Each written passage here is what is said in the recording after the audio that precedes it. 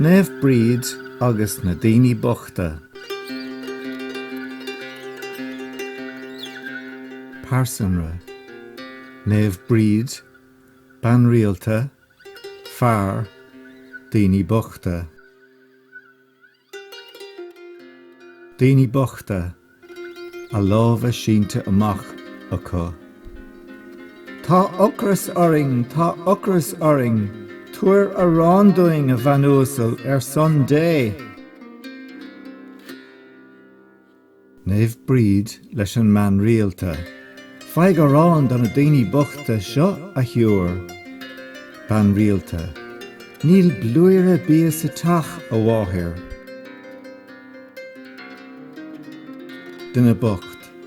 Féach an fairse a tacht, tá a rán aige ina bhála. Tagan an fear. Mála aige ar a chrím. Naomh Bríd leis an bhar. Son dé a rinne chóir. Tuair a rán don a Daoine Bochta seo. Fear. Ní a rán atá sa bhála seo, ach clocha. Naomh Bríd. Bíoch ina chlocha. Leis sin crumann an fear síos chun an talamh leis an úlach. Fear. Ó, an túlach.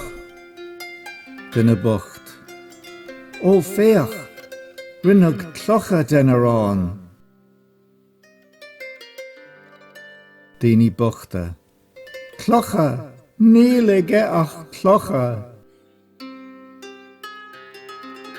Fear.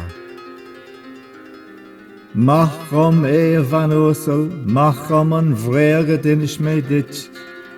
Bhí a rán sa bhála, níl anis ann ach clocha. Naomh Bríd. Bíoch ina a rán.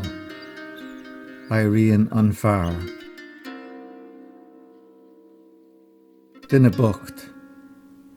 Rinneag a rán a rís dena clocha. Daoine Bochta. Mulla mór le díanad loire.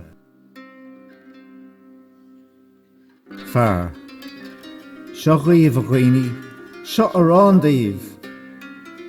Tugann sé an tarrán dóibh. Naomh Bríd. Tugann mís buíochas do díanad loire. Iad go léir. Mulla agus buíochas le díanad loire.